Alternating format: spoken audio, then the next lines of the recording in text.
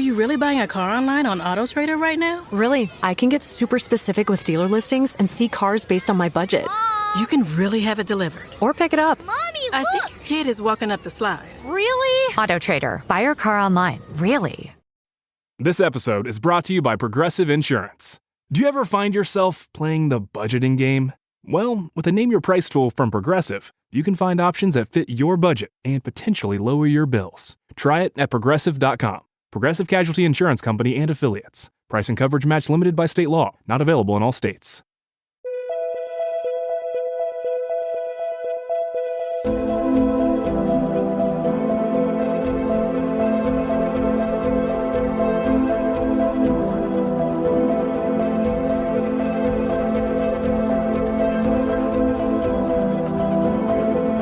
You're listening to 100 Words or Less with Ray Harkins. What is happening, everybody? Hope you are doing well. I'm a little bit sick, and, that just happens from time to time. But we're here. We're talking about independent music, punk, hardcore, indie rock, emo, metal, whatever subgenre, as long as it comes from small, sweaty rooms and is of the independent variety. That is what we care about. That is why you are showing up week after week, or maybe this is your first time here. And if it is, totally fine. Great. There's 600 some odd episodes you can dive back into, or alternatively, you can just listen to this one and enjoy this conversation.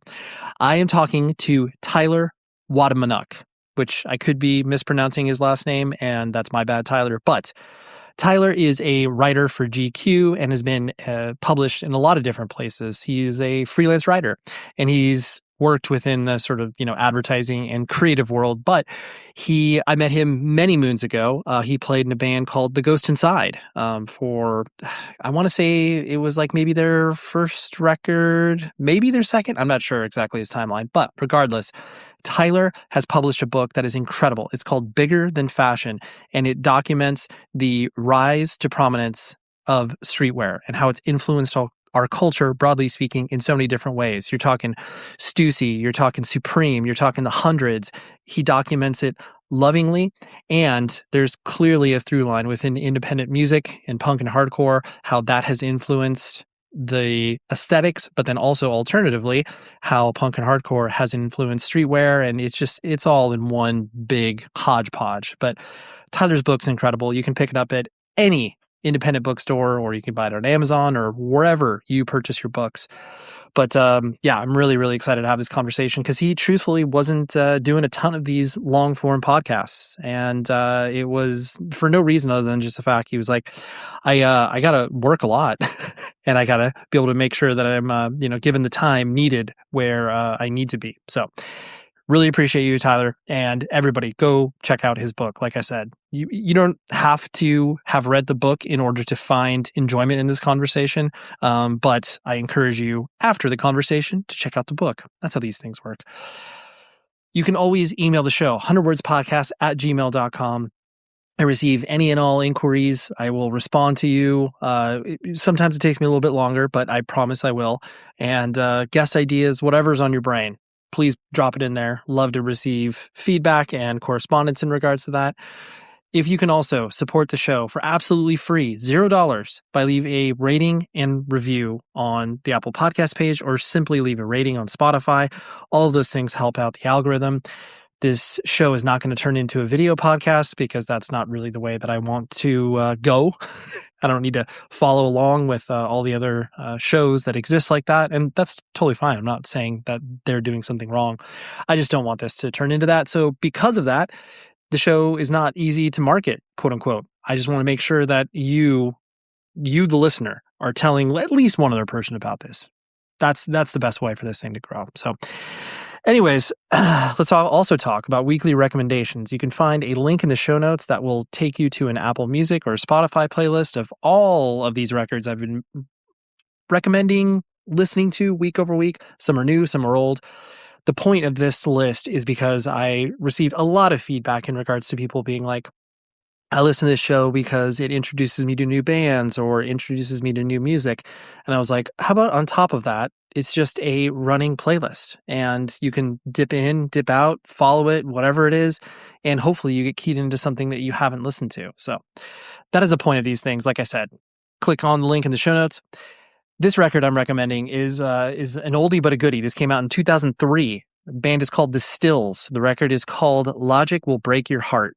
And it definitely came in the wave of, post Interpol, like the New York City scene becoming so huge, Strokes, all that sort of stuff. But the Stills took it in a different direction. They weren't from New York City. They were from the UK, but they had a lot of, shoegaze pop stuff going on. And it is just an exceptional record. If you like anything, My Bloody Valentine, Slowdive, but maybe want a little more straightforward verse chorus song structure stuff, you will absolutely love the Stills. And I was able to see them once when they came through. I want to say it was the House of Blues Anaheim. It was many, many moons ago, but man, the band was so good. They only put out 2 records. The second record is not as, it just doesn't hit as hard, but this record is exceptional. So please listen to that record and then all the other stuff in the playlist. So anyways, let's talk to Tyler of GQ, Bigger Than Fashion, and holy moly, his book is so good. So please pick it up wherever you buy books and listen to this conversation with Tyler right now.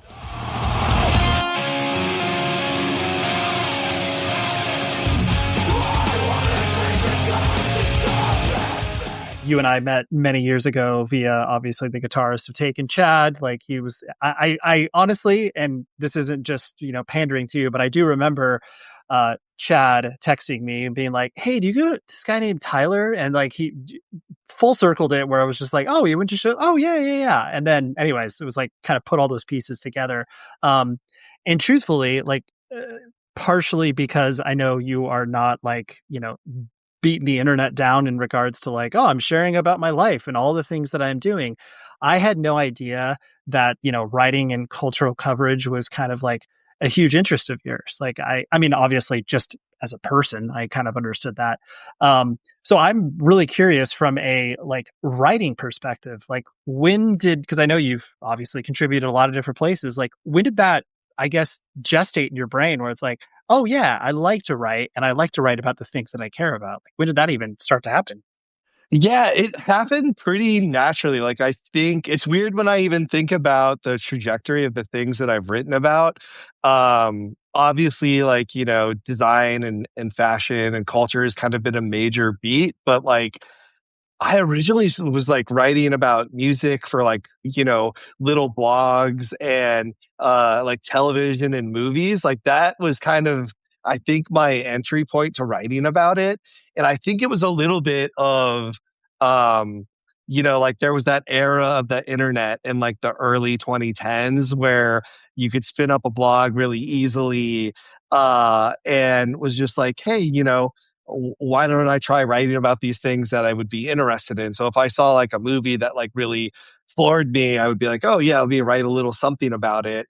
And, it's funny, I think as I've done it more, my parents all of a sudden would be like, yeah, you were always reading when you were younger and all. And I was like, I don't know if that's necessarily true. Cause I really like, prior to like being in my mid 20s, I feel like everything was like, what can I do to play music?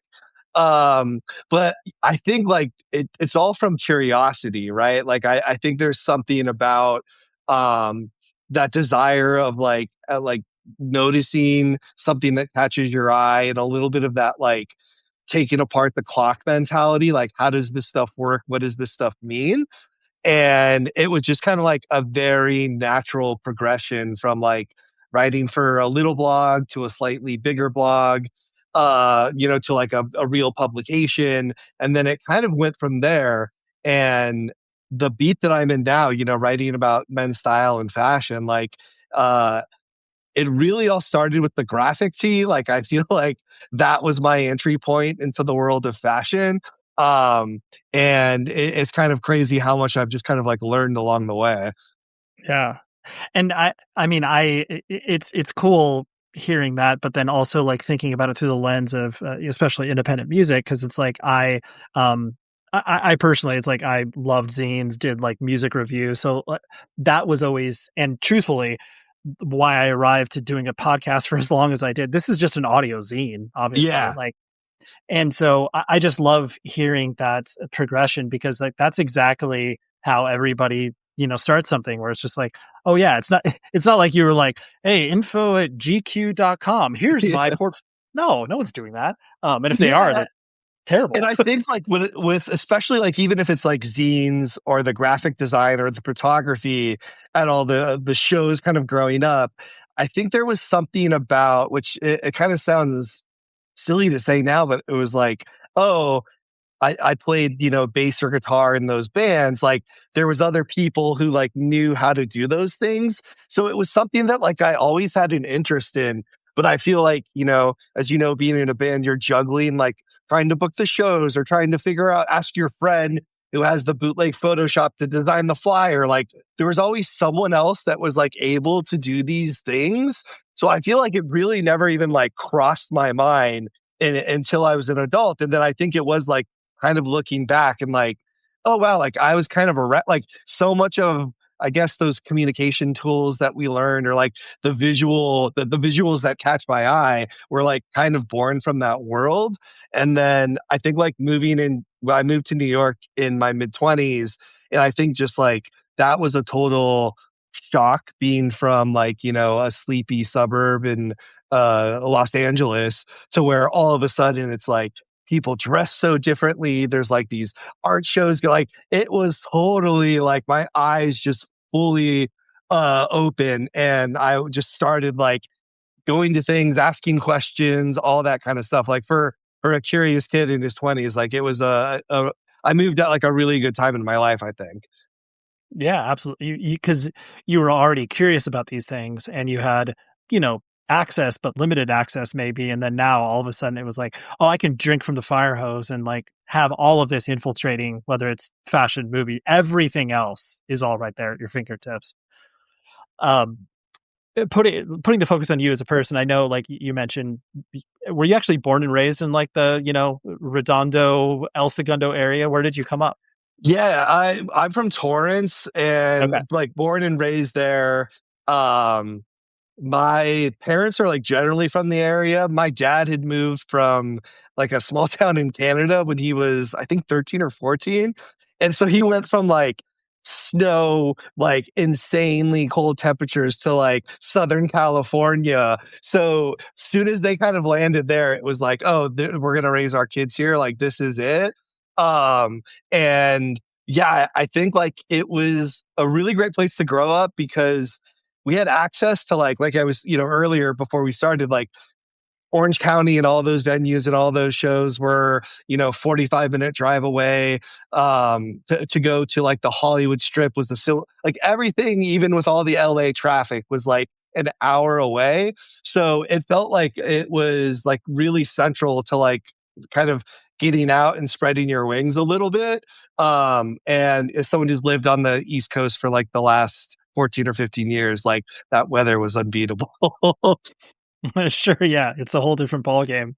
Uh, so as you were, going through junior high, high school, and stuff like that, what kind of kid did you find yourself being? I mean, I know music obviously was a very big touch point for you, but were you into sports? Did you care about school? Indoor, outdoor kid? Like, what was what are you trying to build your identity around?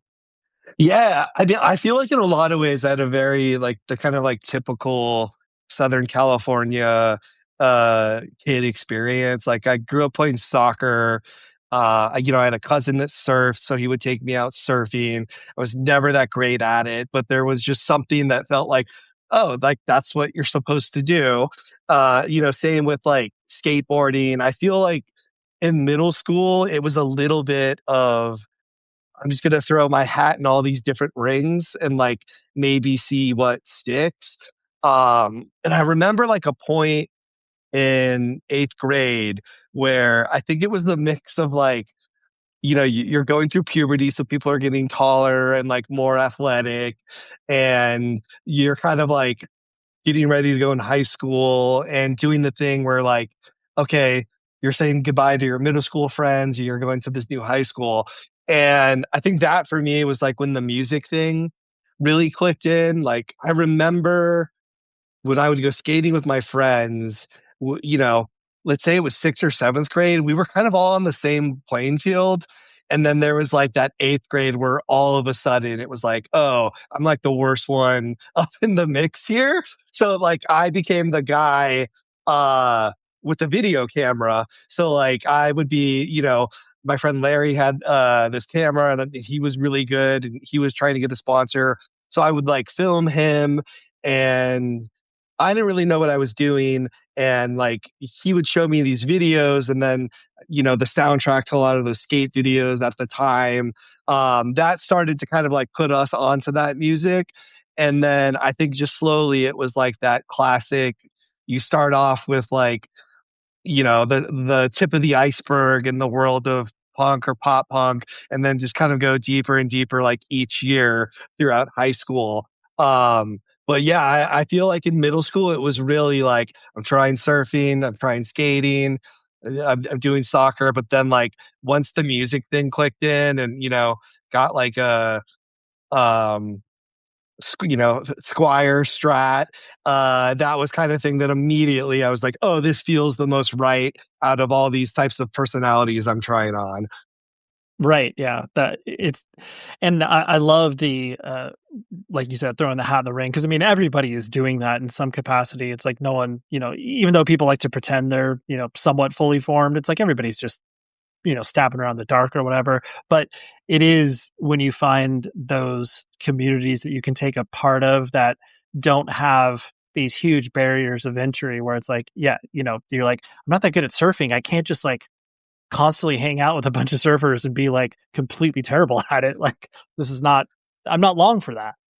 Yeah, and I think too, it was like there was something that was kind of cool just in the way these different groups is, we all got older and then kind of like the skateboarders got like more into skateboarding and like as everyone kind of went further into their own worlds, like everyone would still kind of we like skaters would come to certain shows that we would do at the teen center or stuff like that. If they wanted a song to put in one of like, I remember this was around the time when like Jackass was in CKY was really popular. So like a Yep. couple of people from my high school did one of those skate parts and pranks and all that kind of stuff.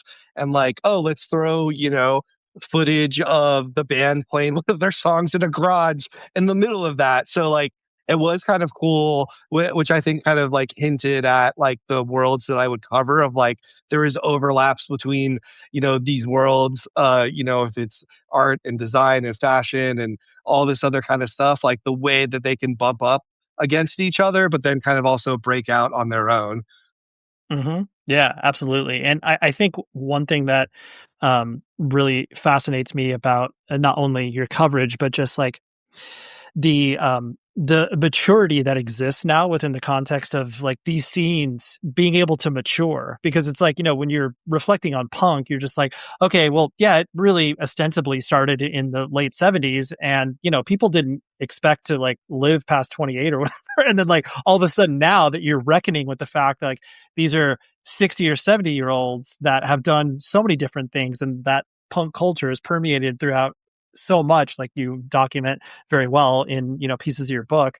It's just like now that it's gestated and all those seeds that have been planted are now growing, it's just like, oh wow, like yeah, all of this stuff is connected because these people you listen to a song on a skate video. Yeah, and I even think too, like when you bring up the longevity, like it is such a interesting point because I feel like, especially a lot of the designers I talked about in this book, is speaking with them, like there wasn't this idea of, oh, I'm going to be doing this 5 years from now, 10, let alone the fact that like, some of these folks have built whole careers out of this. And I remember like talking with one designer, Alyasha, who he grew up in Brooklyn. He was a skater. He was telling like he would do flyers for his friends in punk bands. He would do flyers for hip hop shows. Like he really was kind of like in all these different worlds. And I was kind of asking him like, like the idea of being a designer in this genre of fashion or apparel didn't really exist in the early 90s when he was doing this. And like how did you kind of find yourself there? And I think it was a little bit of like that was the door that had opened to him. But in a lot of ways, like I think him and other designers, like just by living their lives and doing these things that were really organic to them, like kind of opened that door for themselves. But like he was really in a really like humble way, like, what the fuck else was I gonna do? Like there wasn't like, oh, I wanted to do this or wanted to do that. It was like he had this kind of like mix of skills and he existed in these worlds. And then it all kind of like led to this thing. And I think now the idea of, some of these streetwear brands is so like the blueprint has existed for it. Like you're saying, like the idea of, a band like Black Flag still touring, obviously in a very different state, but like the fact that, someone could be at that age and playing those songs, it's like, I don't think anyone was thinking that, you're saying in the early 80s. No, you hit the nail on the head. And I think that's what does make it interesting. Like what heartens me in regards to, like how the scene has grown and matured and, arguably it like is the largest it ever has been. And like the ability for you to, cover, hardcore and punk in Gentleman's Quarterly is an insane sentence for me to like think about and be like, that's so cool that you're able to cover, Speed and Turnstile and be able to, you're not going to have the time to be like, okay, so Turnstile came from Baltimore, like, walk through the entire history of the band, let alone like punk, but you're able to showcase the fact that like, oh yes, like all of this is coming from similar roots, even though it may not seem like it on the surface where it's like, your initial pitch to your editor might be like, I mean, yeah, I guess we can cover this band, but oh, the guy is like stylish and he actually cares about this stuff. It's like, yeah, it's all connected. Yeah, I think it like a band like Turnstile, I think of, something where I think the first thing I ever wrote about them was like they showed up on the red carpets at the Grammys and they were like dressed to the nines, like so incredibly cool. And it was something where I'm like, oh, for the package of GQ, like this works. And then it's like, okay, if that was maybe like the first thing that I would write about it, then I remember like they had a Converse collaboration that came out and then later on, like, their bassist is fronting like a huge jeans campaign. And to your point, it's like one of those things, even like the times I've talked to those guys and like it is all from this world. I think like the aesthetic packaging of it is very different than how it, that world would have looked, decades ago. And I spent a lot of time kind of thinking about this when working on the book, just the idea of like, I think there's these rules and expectations of certain subcultures kind of staying underground. And there's like this line that, you can maybe bump up against, but if you like fully cross it, it's like the toothpaste is out of the tube. Like there's no putting it back in. Right? Yeah. But like, I feel like a lot of that was like from such a different time and place, like trying to make a living through your art and creativity in 2025 is so different than it was 20 years ago or in the 90s or in the like the rules have completely changed. Like the way that people are making money have changed. Like the way to support yourself while doing this thing that you love is just different.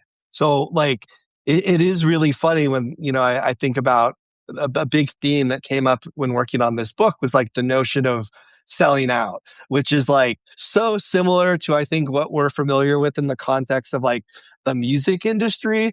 But yeah, like just the same way of like the money that was involved in this world in the 90s is way different than it is present day.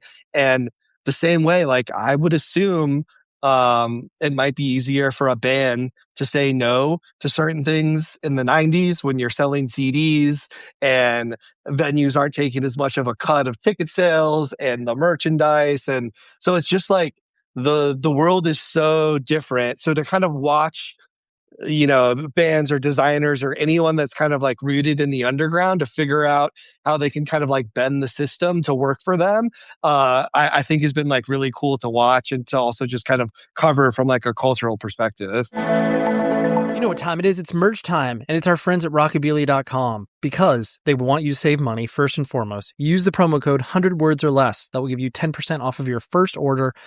And trust me, once you order once, you are in it. You are checking that website at least once a week, checking out their new items, whether it's a limited edition Converge shirt that they have going on, limited edition Ghost shirt they have going on. But I don't care what genre of music you like, whether it's punk, hardcore, metal, mainstream hip hop, classic rock, they got it all. And the kicker is it's all officially licensed. So that means the bands get paid. You win when you purchase stuff from there. You're supporting independent business, you're supporting the show, and it's just a very virtuous cycle. So go check out rockabilia.com. Please use the promo code 100 words or less and buy. If I do push you towards something, it is the limited edition Converge shirt that they're doing for Valentine's Day based around their new record. And it's awesome. You should just buy that. Full stop. So thank you, Rockabilia. Are you really buying a car online on AutoTrader right now? Really? At a playground? Yeah, really. Look at these listings from dealers. Wow, your search can really get that specific. Really? And you just put in your info and boom, car's in your budget. Mom needs a second, honey. You can really have it delivered? Really? Or I can pick it up at the dealership. One sec, sweetie. Mommy's buying a car. I think your kid is walking up the slide. Kyle, again? Really? AutoTrader. Buy your car online. Really? When you, were playing in Ghost Inside and playing in bands and, really starting to like live that life in that world, was like, playing shows and, playing out of state shows and touring and all that sort of stuff, like on limited capacity. Was it something that you enjoyed, or you were just like, oh, it's a little too much for me? Like, what was your experience like playing in a band? Oh, I loved it, man. That was Okay. like all I ever wanted to do. I mean, right. It's like anything, right? Like when I look back on it now, I almost think it's like it's like like the water is kind of slowly rising. We're like, okay, we're gonna book like a weekend tour, and then it's a week and a 2 week, and like before you know it, like that last year or two that I was in the band, like we were still touring 8 months, maybe 10 months out of those years, and like you could see it getting like a little bit bigger, but it wasn't anything where like we would still have those nights where we would show up and some band dropped off the bill and there's only 10 kids it's like those things. But like for me, that when we were on stage or playing even if there wasn't a stage, just like playing the music was just like that was the best 30 minutes of my day in, day out. I feel like it was just like the reality of being on the road for so long and like trying to live off $5 a day. Like that was the stuff that really started to like weigh heavily on me. And, it is kind of an interesting thing. Like if I'm being completely honest, like looking at how well the band has done and like all the crazy things, like candidly, I never pictured, like, I thought, like, this is all this band is kind of ever going to be. And, like, how cool is it? Like, we had some shows we would show up and, like, you play in front of, like, 200 people and 20 of them know the words to the songs. Like, for us, we were smiling ear to ear, but, like, I was kind of like, this is it. This is the pinnacle. Here's the like, ceiling. Yeah. Yeah, like like it was really starting to kind of like weigh on me. And I think like with my adult kind of brain, I could look at it now and like, oh, there was a lot of depression and anxiety going on in my personal life that I didn't have a vocabulary for, didn't have the tools to deal with. All I knew was like, oh, I miss home. I don't feel good for the other 23 hours of the day that we're not playing. And that kind of led me to kind of like, step back from that band. But it's been like really fucking cool to see what they've done. And like, it's still like, I'll still talk to it to like friends and family. It's like one of the fact that I had like the tiniest piece in the legacy of that thing is like one of the proudest moments of my life. Like getting the tour and like, oh man, like I never would have thought I would have got to do that. Absolutely. And yeah, that I'm like you said, in retrospect, you can look back at something and be like, wow, like that's crazy because yeah, I mean, I was thinking about this in terms of the notion of the biggest shows that you could play during that era of early to mid 2000s. Like, if you were I mean, if you were playing LA in a real venue, it was like, wow, that's huge. Or it's like, dude, you played the Glass House in Pomona. Like, that's a huge venue. Wow, that's so big. And like, little did we know, it was like, that's, where it's at now. It's like, oh my gosh, like, yeah, your first shows at the Glass House? Like, that's fine. It's like, what? It's crazy. I know. Yeah. It's like anything where it's like each mile, which I feel like, I think growing up in that world, it really was like it mirrors life in a lot of ways where there's like these crazy things that you think like you were never going to top. Like I remember the Troubadour was kind of like number one for me. Like Sure. that was the most legitimate venue that you could play at. Like rock stars played there.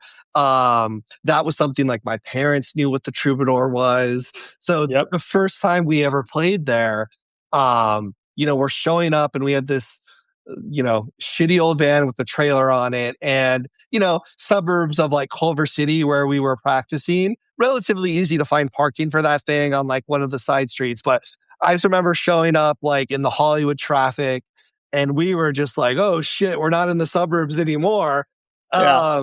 And my buddy Ryan was driving and we were like Ryan was like maybe 5 or 6 years older than most of us, which is to say like he felt like he was 20 years older, like the most adult. And we were kind of panicking and we like pull up. And I just remember like the security guy or the doorman there. And Ryan was like, oh, where are we going to park, man? And he was like, oh, they have cones blocked off around the corner for us to park. And we were like, oh my God, that's it. And he was like, it's the Troubadour, baby. What do you expect? And it was just like, we've arrived. This is the peak. But then to your point, it was like, oh, and then we would get to play these, bigger shows and bigger shows. And then like the goalpost just kind of kept moving. But yeah, I have so many memories of that time in my life. And I wish I took more pictures. I wish I took a fucking journal. All those cliches run true because like I used to be able to like recall venues that we played and all that year by year, it just gets kind of like further away from my memory. And I'm like, oh man, there's not really, this was like the pre-YouTube, pre-social media. So there's not a real record of it. But yeah, as you can hear, like I could talk about this for like it was such a special time in my life. And, Yep. I don't know if I necessarily realized it while it was happening, but like as I've continued to, move forward and even like writing the book, like I would, be talking to people and like the frame of reference I kept pulling for was like music or that like, like it really was that world. And I guess you really start to realize like, wow, that really got in my bones at that age and that time in my life. Totally. And I mean, hearing you talk about it and obviously people that are like listening to this podcast and myself included, where it's like, it irrevocably changes you as a person, where it's like the lens that you view your life through is through that prism of independent thought, culture, music, all of that stuff. You just, like anybody that, you interact with that doesn't have that experience, it's like, I call a civilian, and that's not a pejorative. That's just being like, oh yeah, you weren't a part of these like small sweaty rooms, and that's fine. Like, I mean, God bless. Yeah. but it definitely, yeah, it changes you. And that's what to me comes through in people that regardless of what their creative work is, like you can almost instinctually tell if a person has been like, oh yeah, you've sampled around with this. You've been involved in this. Like, even if you can't, there's nothing outwardly that a person is projecting either, full sleeve tattoos or I mean, tattoos aren't even a relevant marker of subculture anymore. But yeah, I totally understand what you're saying. No, it's like a language thing. The way that and I think like you can. I have a like distinct memory. And I don't want to say the designer's name, but like someone in the book and he doesn't really do interviews that much. And I was hoping to interview him. And he was like, okay, I'll get on the phone with you off the record. You can tell me about the project, blah, blah, blah. We get on the phone. I'm not even kidding when I say we have like a 2.5, 3 hour conversation, but I can't use any of it talking about punk, hardcore, graffiti, like all this stuff. And it was just so crazy because like we just locked into like two guys. He was probably, 20 years 30 years older than me, maybe, but like we spoke such a similar language that we ended up having this like really fascinating conversation. Still didn't want to talk to me on the record for it, but like was just one of Sure. those things where I was like, it's like a cool memory for me to have like a great conversation. But it is so funny where it's like sometimes you could just click in and it's like the way we're viewing the world is through a very similar lens. Yeah, you're bonded immediately for sure. The as far as like the writing, like you were talking about, as you started to write for larger publications, and that seemed to be something that you could focus on and have aspirations for. That, like every other creative pursuit, like that's a total grind and a hustle to be like, you're paying me how many, like 5 cents a word? Like is this what we're doing? So as you started to kind of like pull all of those like pieces together, like when did you, I guess, decide to, like focus on writing broadly speaking? Was that a slow process, or did it kind of like reveal itself once it started to, kind of push you off a cliff where it's like, well, if I'm going to do this, I got to spend a majority of my day on this? Yeah, it was definitely the latter. Like I was like writing nights and weekends. That was kind of like I had a day job in advertising through Chad, which again was another like, Yeah.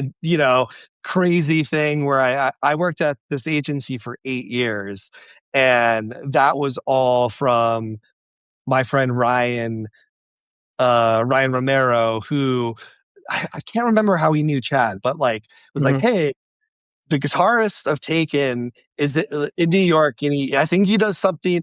I think Ryan knew that I wanted to work in like graphic design or something Sure. like agency world, and he mentioned that to me. He was like, "You should email him." So I like emailed Chad, and then like I got the job at this agency, Firstborn, which is like one of the best jobs I've had in my professional career. But like I think even like from day one, I was still doing a little blogging kind of on the side. And then, it was just like one of those things where a lot of it was, a freelancer just pitching things. So like I Sure. would have to, find the email of someone at like Vice magazine and, send them a pitch and kind of learning all of that stuff as I went along. But it was always like I was setting my own, I guess, freelance writing schedule. So I kind of knew like, don't bite off more than you can chew as much as you may want to, right? I think that's like anything that you're really passionate about. You're like, oh, like I want to do more of this. But then you're like, I got bills to pay. Like, you can't jeopardize the day job. And I was doing that, like, even the first, I would say 4 years I was writing for GQ as a freelancer, it was all nights and weekends, like finding little pockets during my day when I had downtime, I could write something. Um, and it really was kind of like, uh, when I sold the book, I think that was the thing where I was like, whoa, I don't know if I can write this while having a Yeah, day I job. can't do this. Yeah. And then like a really great agent had reached out to me and was the one who was kind of like, oh, like, have you ever thought about writing a book? And his name's William Laturco, and we worked together on the proposal and all of that. And I think we sold it at the end of 2019 or something like that. So a long time ago. Just shows you how long these things can sometimes take. But and then obviously as the world would shut down the following year, that was something where, okay, I have to write this book. My writing work had been getting busier and busier. And then as it just so happened, like that, great agency that I worked at, like all of the original people were leaving. Like it just flipped everyone's life upside down. And I was just kind of like, if there was ever a time to like quit the job and jump all the way into writing, like this is gonna be it. Yeah, I just went for it. um, Sure. and then like I've been really lucky that I've been working as a full-time freelance writer kind of ever since. Like uh and haven't had to like get that 9 to 5. But yeah, it's just like doing anything in this day and age is fucking tough. So like, there's certainly months where I crave the stability of working at an agency. So it like really depends on like what month someone's like, "Hey, how's work going for you?" I will give a very different answer depending on the month. Oh, for sure. You're like, dude, I'm stuck in net 90. I can't, this invoice hasn't been paid yet, dog, and I need this. Yeah, it's been really interesting. Yeah, like I never thought that I would kind of end up doing like the freelance thing as long as I have, but I don't know. I feel like sometimes like you just got to see where the wind blows you and just kind of go along with it. So that's kind of been like my MO for the last couple of years. And like the editors especially the editors at GQ that I work with and other places have been really kind in terms of like, I've always existed kind of on the outside of that system as a freelancer. And I've certainly at other publications just kind of been like, uh, tossed aside like once I was no longer needed, or there was like someone else that could do it, cheaper, quicker, fast, whatever. Sure. So I feel like having some good people in your corner has really allowed me to kind of do the writing thing. And yeah, like if you would have told me like back in the band days that like this is what I would be doing as a job, like there's no way I would have got like, okay, like having a job at like an agency or a desk job or something that I could more believe, but like the writing thing has just been this like beautiful thing that I've kind of fallen in love with. And it's been really cool to kind of like learn a craft and a skill as an adult, but then also like I read more than I've ever read in my entire life. So it's kind of cool to like get a new appreciation for that whole medium, that art form as well. Mm-hmm. No, and I love that. And I think it's so, I mean, something that fascinates me about that whole process of what you're talking about too is the fact that it's like, anybody that has put, a book or something together, like vastly underestimates how either quick and or long it's going to take. Like, even if people are like, oh, I know this is going to take like at least 5 years, and then they're 9 years later and they're like, oh, that's much longer. So like when I guess the inception point of the idea for the book, like I presume that, like you said, you worked with an agent to put together a pitch and stuff like that. Was it like, I got a first chapter, or you sold it on the idea and the fact that you had some writing credentials already? Yeah, it like a lot of it was essentially I had interviewed this designer, Bobby Kim of the Hundreds, which is a Los Angeles based label for GQ. And my agent William had read that article and had reached out, and Bobby's book is really like a memoir of his life and focuses a lot on his brand. And my agent was like, I think there might be like a bigger book here, about this world. Like, would you ever be interested in writing something like that? And I was like vaguely familiar with this world because I think, what we were talking about earlier about, certain scenes bumping up against each other. I had worked in a screen printing company. Yeah, I'm assuming you probably know them because you know everyone. Vince, Glad Rags Inc. Of I think course, he's loud, that. loud, Yeah, obnoxious. Yeah. yeah. So like, just being in that world, and like those guys were so plugged into all of these brands, and like uh, every day someone would show up in like a new graphic tee or like a hat or some sneakers, and I was like, well, what is this? And they're showing me these blogs that they're reading, and it really was like this like underground world of all these various like textures and references that this community had spun up into this whole universe. And again, like just me being curious, I was like, well, this is crazy. I think the tees look so different from like the band tees that we would see at merch. And I think there was something that was really like mind blowing about that. So I was really interested in that. So like when I started working with my agent, I had kind of like organically followed some of these brands since then. But was by no means like an expert in any of this stuff. It was just like, I really resonated with a lot of it. And I thought it was just like kind of cool that these designers had built like the system of fashion outside of the traditional system. It was like, oh man, it's like the punk version of clothing.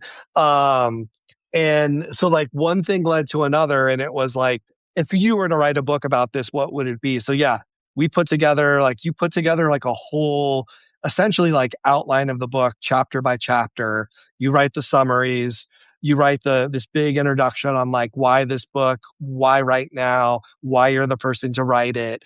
And then you do a sample chapter, and you package all of that up and you kind of send that out. And then, luckily enough, uh, Stewart at Simon and Schuster had an interest in this world and gave it the green light. And then that's when, like, honestly, even when we were putting together the proposal, it still felt like such a long shot. Sure, you're like, I guess we'll do this, whatever. Yeah. Yeah, like there was something about it where you're like, it almost feels like you're like mailing out demo tapes to labels or something like that, where you're like, oh, like it would be crazy if we heard back, but you're not expecting it. So then Totally. when it became like a real thing, like you have to write it, it becomes like, I think probably every first author has struggled with just like, there's a million different ways to write a book. And it's like, you kind of have to figure out the way that works for you. But like, I just went into it kind of like, oh, fuck, like this is cool. Like it was almost like with the music where I was never like the best musician in any band that I played with, but like, I just hopefully had enough passion and work ethic to like fill the gaps. So that was kind of my mentality for writing the book. It's my privilege and honor to talk about our friends at evilgreed.com. They are an amazing heavy music, merchandise, and record purveyor. That means you can go to one website and order a bunch of stuff from a lot of different bands, all under that heavy music sort of banner, as it were. I don't care if you're into Shelter or Converge or All Out War or Amun-Ra or Sun or Nails. The list could go on, but you get it. You listen to this show, so you know what's up with this particular style of music. And let's use the promo code. Please use this promo code, New Year. 10% off your first order. And this is a limited time thing. So if you hear this and you're like, I'm going to use this next week, don't. Use it now. Go to evilgreed.com, browse around, exclusive colors of vinyl, limited edition partnerships that they have. It's great. It ships worldwide. They're based in Berlin, Germany, but here to us in the United States, the shipping rates are very advantageous. So you should jump on that right now. Use the promo code New Year for 10% off of your first order. And, really truthfully, I love Shelter, and that sweater / long sleeve they have right now that says empathy across it. Oh my gosh, I'm pretty much going to buy that. So anyways, go to evilgreed.com and find your favorite things. Sure. Right. Yeah. You're like, okay, now that you've given me the advance and now that we've signed these contracts and we're doing this, okay, now I'll learn how to write a book. Like you're like, yeah. I know how to put words together, but like a whole string of words and chapters and stuff. Okay, I'll figure this out. And it's like anything in life where there's that, where like everyone that works in the industry, like writing a book is total to a publisher and an editor at a publishing house. Rightfully so. It's the most normal thing in the world.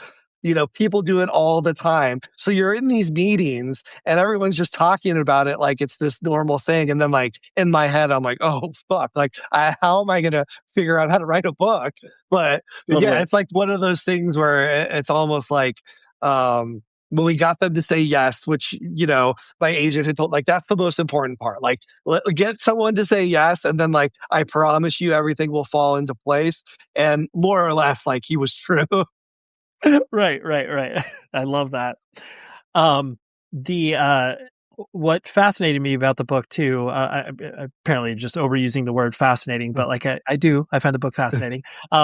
It peels back all the layers of, brands that most people that even don't pay attention to streetwear, broadly speaking,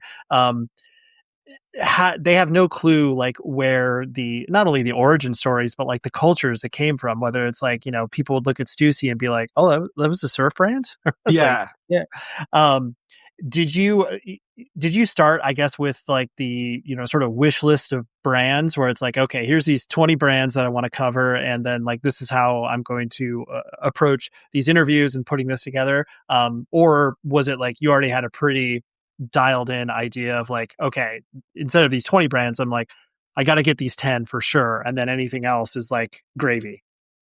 Yeah, I think it was like a little bit of you start to put things on paper, and but you have to be open to like when you're having these discussions, like the way people will talk about certain things, like, whoa, I maybe didn't have that person or that brand on my list, but like if it gets mentioned in the last 3 interviews I've done, like maybe I need to pay a little bit more of attention. And I think it was a little bit of like, um, having the list of like, what are the names that like people will be able to recognize and kind of understand that, okay, there's, a brand like Stussy or a brand like Supreme. There is so many other brands that, might be similar or at a certain point in time we're maybe neck and neck with a brand like that. But I think a lot of like what led the initial list was like, what are the brands that you can still feel their impact today? So that was kind of like the number one thing for me. It was like, some people I would talk to would talk about these brands that had like a shorter lifespan, but were maybe around in the even like late 80s or early 90s, and were really like a pioneer in the space, but they either closed up shop decades ago or are still plugging around, but like never had the cultural impact of, some of these larger brands that really broke through. So it was like trying to do what I really tried to do was to find brands that were really like a symbol of something bigger than just themselves. And then, nod to some of these like smaller, more esoteric brands that really did have a hand in shaping this world. But I think the hardest part was at some point, I was just like, there's too many brands and there's too many designers. I'm not going to be able to include all of them. So I just had to kind of like let that go and understand that like there's going to be names that are left out, people who were really important at a stretch of time that aren't mentioned. But like if I'm looking at the really long view lens of, this like 5 decades long thing, what are the things that like people are still talking about today in a real way?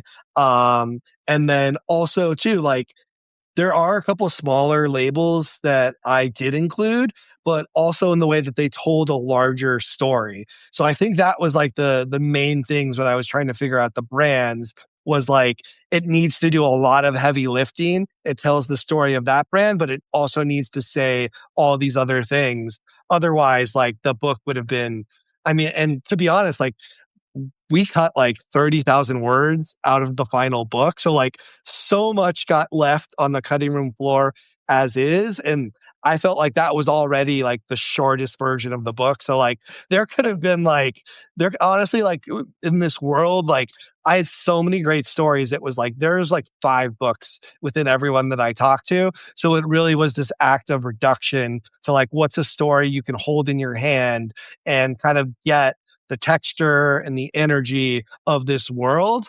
And just kind of knowing that like, unfortunately, like we're going to have to focus on, like you said, that list of like 10 brands.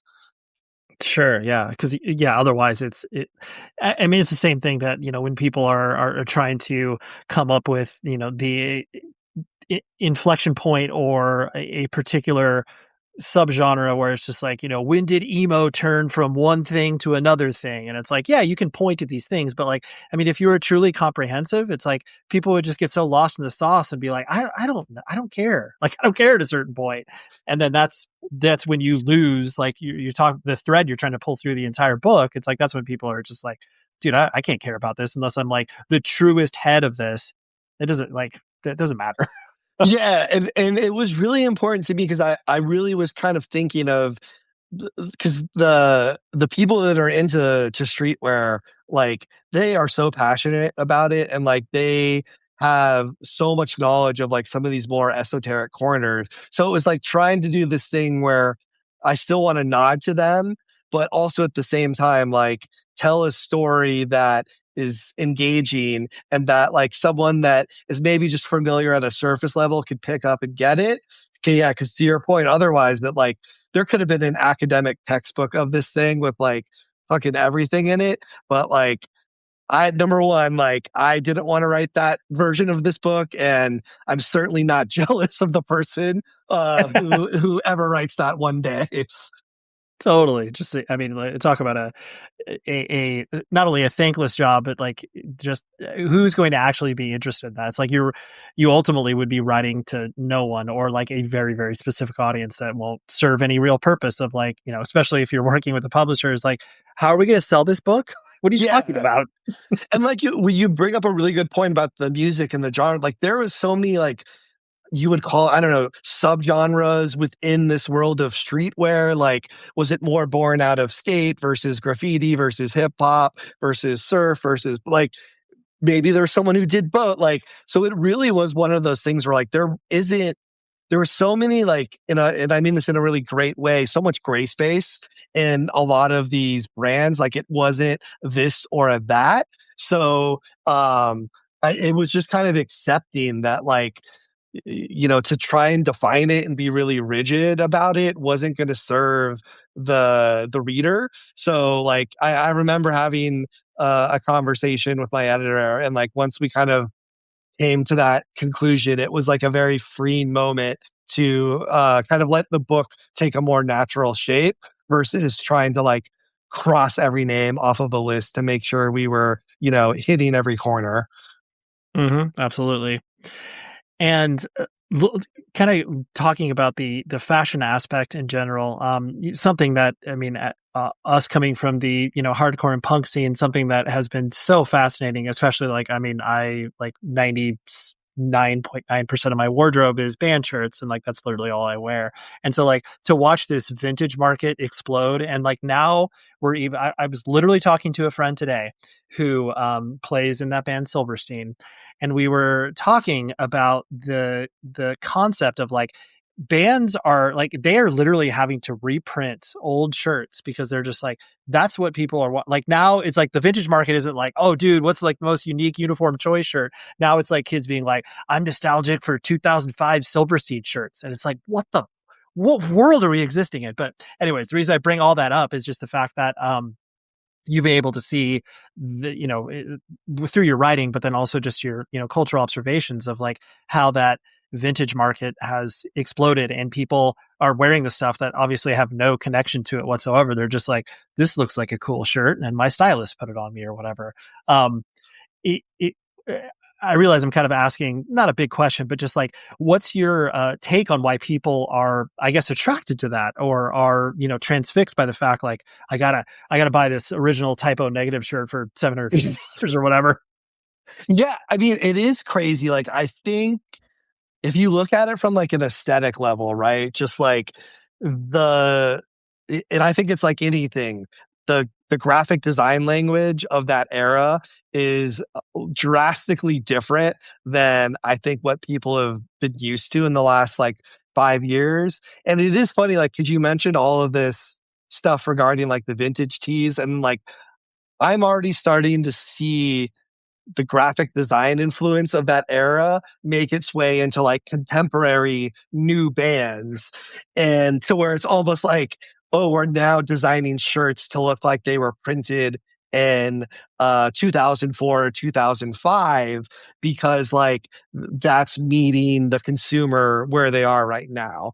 And I think, like, a lot of things, it all comes down to just, like, wanting to express yourself in a way that is unique, right? Like, I think of, and I especially remember, like, talking to some designers in the book of, like, sneaker culture. Like the whole thing was basically like you didn't want to get caught wearing the same sneakers as like someone else at that club or at that bar or at that party. And I think there is something about like, especially with the vintage, where like it probably started from that very like organic place of like, I'm sure it was like someone's dad had a cool Nirvana shirt that they passed along to their kid. And then it eventually morphs into this thing where like I see some of the prices of like some Nirvana shirts are like going for and all of that, which is just crazy. But then it becomes a status symbol in of it itself, where I think it is something that you can point to various, if it was sneakers, if it's vintage tees, if it was like Supreme box logo tees.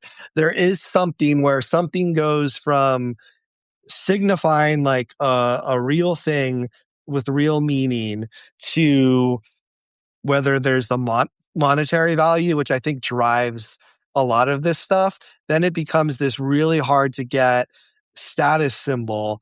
And it is just kind of crazy seeing like like the example I think of, and yes to the vintage tee aspect, but even to the music, like Deftones.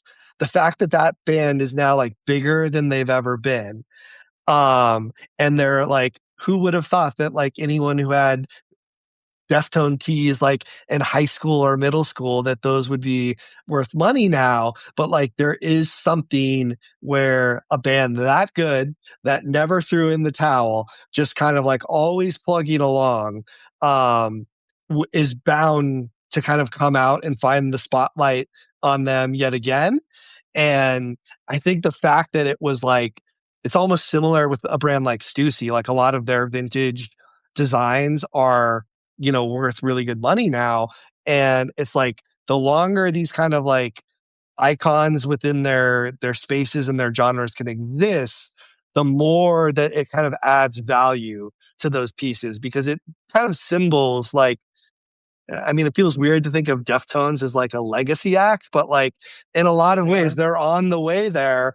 And oh, wow, like from the first time around when they were breaking through to have a piece of that history, I totally understand like why people would want to have that in their closets. Yeah. And it is extremely, I guess another surprising thing that's on that same wrinkle is just like how like I mean, sometimes like the nichest and nichest of bands are the ones that it's just like, oh yeah, like this is the most sought after thing. And then, but then on top of it, like you were talking about the different brands that have the vintage, value. I love how these like different spaces pop up, whether it's, Grailed or StockX, like, it's like you start to understand where it's like, okay, like if you want to get a sneaker, it's StockX. If you want to, if you want to get like a vintage t-shirt, you go to Depop or whatever. And like all of them build out their own niches. And like, I don't think that any of those platforms intended for it to be like a sort of one stop. I mean, some of them have the intention like, okay, we're gonna do sneakers, but then all of a sudden it like takes a different twist.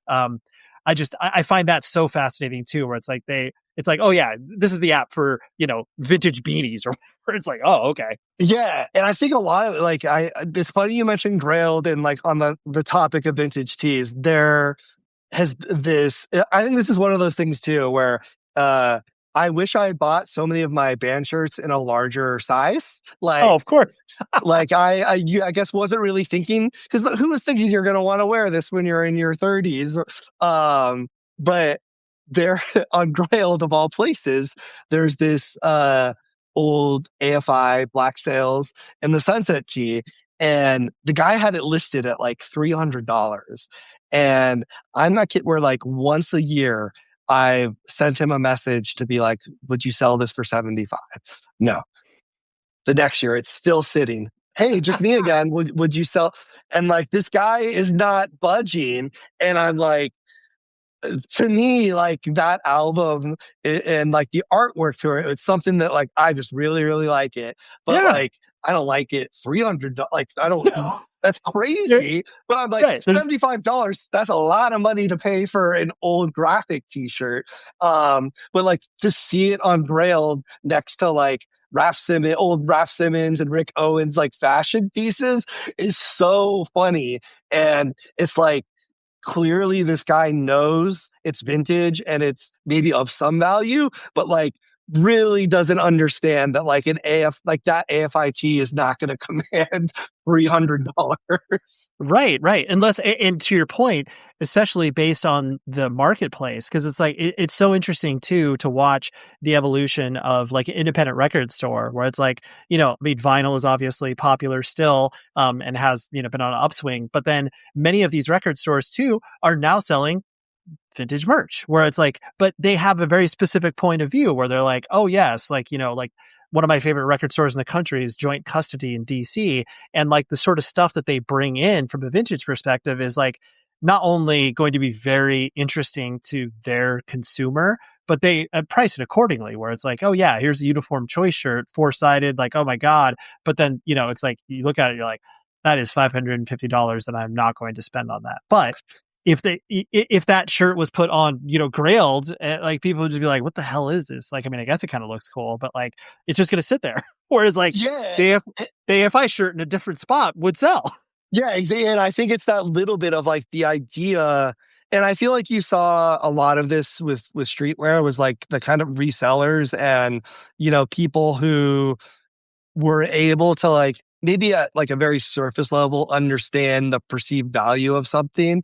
But yeah, the same way where I think a lot of these resellers are like, you see a super, the shirt used to be black at some time. Now it's like a charcoal color. It's got the graphic. It's got, the little date in the copyright symbol on it.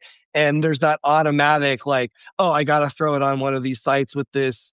And granted, I'm sure this guy, the reason he hasn't sold it to me for 75 is like, he's probably had one shirt on there for 300 and it sat for 4 years and the 4th year he sold it or whatever it is. Sure. Well, yeah, to your point, it is one of those things where like, I wouldn't do this, but there was a point where I was like, should I just like write like a little paragraph of like, oh my God, like when I was in high school, like all my friends, we learned how to play that opening riff on God Called In Sick Today. Like this out, like all these things, the same way you would like write a band to, hey, can I use your song in my movie? But then you're just like, this guy's just looking to make some fucking money. He doesn't care that like you would really appreciate the shirt or whatever. Right. It's like you're writing the emotional letter to purchase a house. You're like, my family's going to move in here. It's like this AFI shirt would really it would really pull everything together. My life would be solved. The last thing I wanted to hit on was the kind of going back. We sort of already spoke about it, but like the lens that you are able to bring to the fact that you are covering, like hardcore and punk within publications that like, you're essentially like anytime, and I mean this in a positive way, like you're backdooring it in where it's just like, yeah, I'm literally covering like, I'm sure this is a piece that you're working on in some capacity where it's like, a band like Knocked Loose and like their guitarist Isaac being like, oh yeah, I'm modeling for Stone Island. And I was just like, what world am I existing in? Like, that's sick, but it's odd. Like, just would never anticipate it. But, is it one of those things like when, I guess how hard do you have to work to find that angle? I mean, some of that is relatively easy, like the example I just gave you, but like, do you feel like there is like, I mean, the piece you did on Speed, like, yes, there was a fashion element to it, but it was also like, speaking about like how insane that this band grew into what they are. Do you feel like you have to, I guess, like prove your worth harder on those pieces where it's like, oh, this is clearly a Tyler idea, like, or does it just like, because it is you, they are understanding like where you're coming from? Yeah, I mean, to be honest, like I really have to give a shout out to my editor, Young. I think he grew up more in like the kind of like emo scene of the early 2000s, but like he's definitely like into this world. Like I remember when we first started like working together, I think he had either like maybe posted a picture of like a Get Up Kids shirt or something like that. And I remember this, local band that went on to tour nationally, Final Fight. They had covered a Get Up Kids song. And I remember fucking loving that cover. But anyway, so I remember like sending that to him like early on when we started working together. And then it became that almost like nodding, like, well, you're kind of into some of this stuff too. So I think like number one, having someone that like at least is familiar with this world is like already a huge leg up. And don't get me wrong, I've certainly like pitched other stories in this space where it's like, nah, that's not going to be a fit. But I think it's like trying to do this thing where this world interacts with this other, if it's design or fashion or whatever, when those things bump up to each other, I think a publication like GQ is really open to that. And I think you're right. Like there sometimes has to be that style angle that sometimes comes like more naturally. And then like the speed example, I mean, that was one where I was totally expecting to talk way more about like sneakers and graphic tees with those guys, but like that's not the conversation that they were wanting to have on that night. So it's like the interviewer, you're kind of like, at least in my experience, right? Like you can only try and like steer a conversation towards a topic, but like if the subject doesn't want to talk about it, number one, anything they're going to say about it like isn't going to be that interesting. But Sure. what I found instead was like the way that they were talking about expressing yourself to the world and identity and like, okay, I'm trying to think of like, I've interviewed like David Sedaris, the author, about how he dresses, and he dresses in a very eccentric way. And for him, it's all about communicating this to the how he feels to the outside world. So when I was talking with Speed and we were talking about all these same themes that like a GQ would cover, we were just doing it through the textures of like music or bands that they saw growing up that were really impactful for them. That was something where I was like, I remember after that ended being like, oh, fuck, like that was definitely different conversation. Like there's not as much style fashion stuff here as I would have thought, but was like, this was still a really illuminating conversation at a very interesting moment in this band's trajectory. And, you know, I think having an editor that I have this relationship built up with, when I file that story, like there was maybe a little bit of me that was like nervous, but I think again, it was like, this is still a story that is in the ethos of GQ, just in terms of like the idea of expressing yourself in a way that is authentic to you. And if we're able to like express that through a band like Speed versus through, you know, certain fashion advice or fashion recommendations, like to me, I think like that's a pretty cool thing. And I always view it to your point of like, I know it can always be a hot button issue when something from the underground pops up in a mainstream place, but the world is just so different than it was, you know, decades ago. I feel like those lines have eroded in a way, and especially when I look at streetwear and high fashion. But yeah, the same way, even like a band like Turnstile with what they're doing, I just view that stuff as like that's a net positive for this world. So if we're able to get coverage for some of these bands in a GQ, like to me, like I'm always gonna, you know, take that swing and try and make that happen.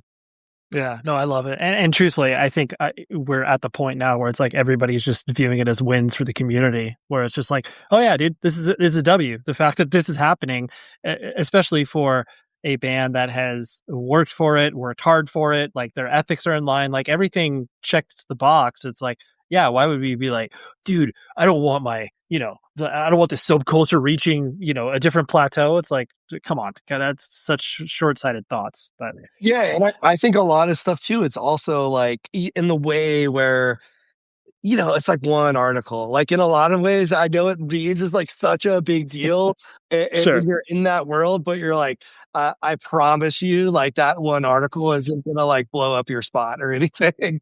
Totally. Yeah, there are bigger fish to fry, that's for sure. Sweet. Hopefully you dug that conversation. And like I said, Tyler, Great book. Great dude. His writing is awesome. I love the fact that he brings his, hardcore experience and world along into the pages of GQ, from covering Speed and Turnstile. And it's awesome to see people waving the flag like that. So thank you for doing that, Tyler. And like I said, pick up his book wherever you buy books.